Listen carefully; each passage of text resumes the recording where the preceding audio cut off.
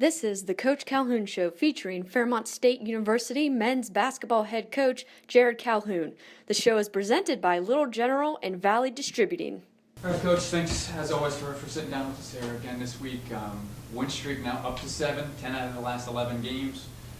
First, let's look back at the week it was. Comfortable win against West Virginia State, but then Saturday a major scare against a Wesleyan team at home. Certainly, you guys weren't at your best, but they're, like we said last week, they're the best defensive team in the conference for a reason, and you had your hands full.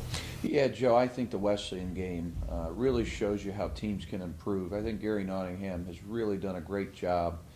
They're coming so close to winning games. They should have beat Shepherd the other day, had a chance to beat us. Our guys really persevered and did a great job. We made winning basketball plays. We were not at our best.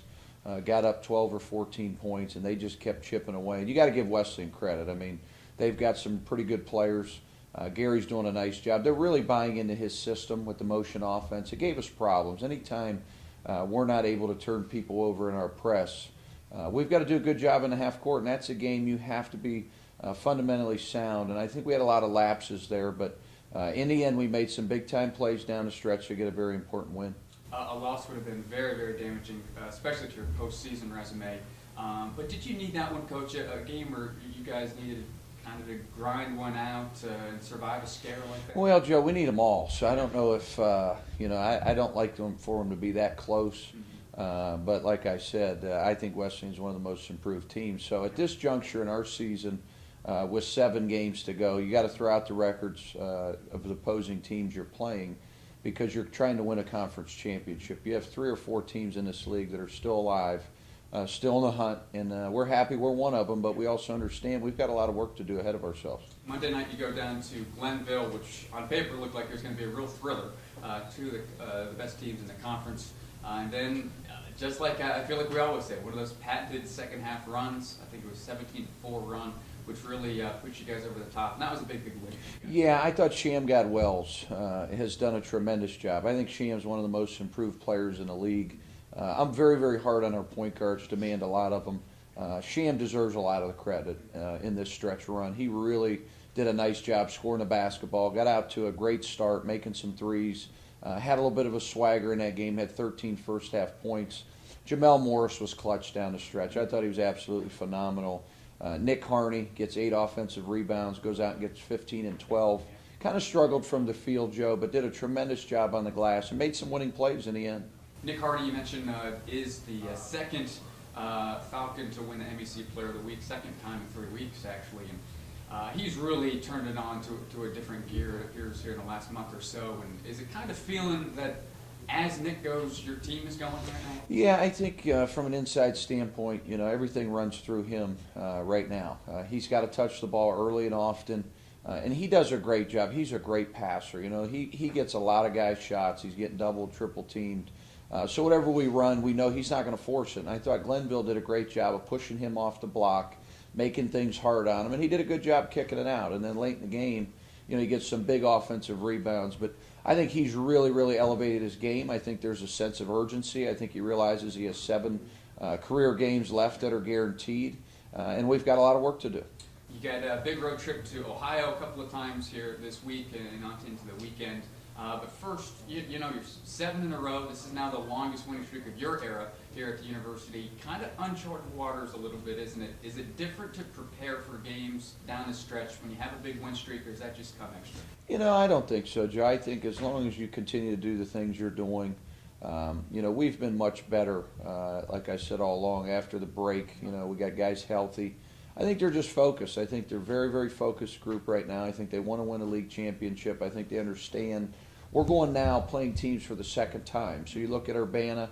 I think Rob's done a great job. Now, he only has 2 league wins, but he's been in every game. And they've got a lot more wins they had last year. The roster's much better, much improved. And we won at the buzzer. So we're not going to take anybody lightly. Notre Dame is 8-2 at home. They're a different team at their place. Very small atmosphere, small gym. Their fans get riled up. They're right on top of you.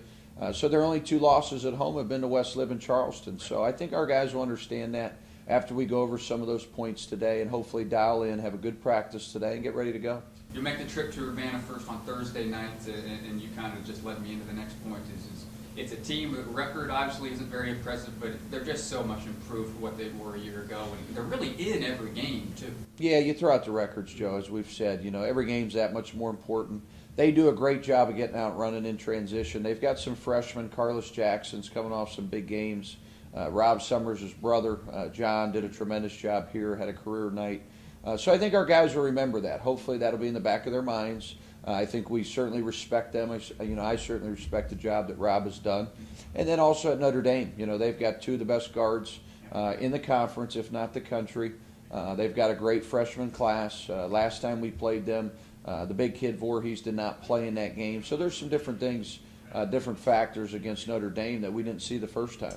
Saturday we'll make that trip up to your area, your neck of the woods, to the Cleveland area for Notre Dame. Like you said, very, very good team at home. Kind of weird how good they are at home and have been so poor on the road. But they, just like we talk about just about every single week, are a team that can really, really score with those two guards. Yeah, I mean, it starts with Tyree, it starts with DeArmond.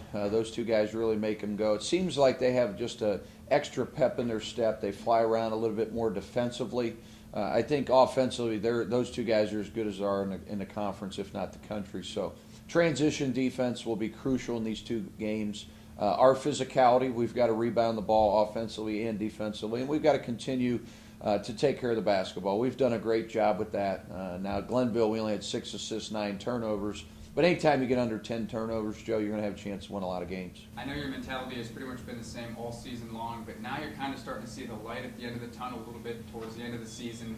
But are you still just concentrated on one game at a time and just kind of looking at that next opponent? Yeah, I think you have to play it one day at a time. We've had that mentality here for quite some time now, the last couple weeks, and I think the kids have bought into it. Let's get better today. Let's win the day.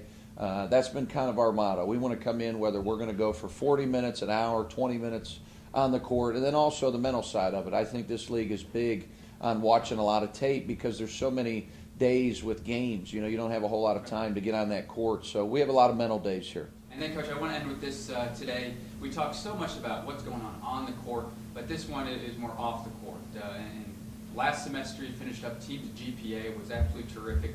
I know you wanted to bang the point home a little bit more as the second semester is kind of unfolded and in the full swing of things, but your team continues to be leaders off the court, doing very well in the class. Well, Joe, we talked about this as a group when we first got together back in August, really before our trip to Canada. We really wanted to do a great job in the classroom. I thought if we could get up above a 3.0, I think that would have a direct reflection also on our wins. I said, guys, we've been hovering around a 2.7, 2.8. We challenged our guys. Let's take the next step on the court, but let's also take the next step off the court. And our GPA was a 3.3. All three seniors are doing a tremendous job, right on pace to graduate. So I really, really am proud, and our staff has done a tremendous job to make sure these kids are doing what they're supposed to do off the court. And I think that's a direct reflection of our team and the type of team and kids we've put together here. And I think that's what we're the reason we're doing what we're doing. All right, Coach. Thank you, sir, and good luck this week. Thanks, Joe. Tune in to timeswv.com on your computer or mobile device every Thursday at 7 p.m. for a new episode of the Coach Calhoun Show presented by Little General and Valley Distributing.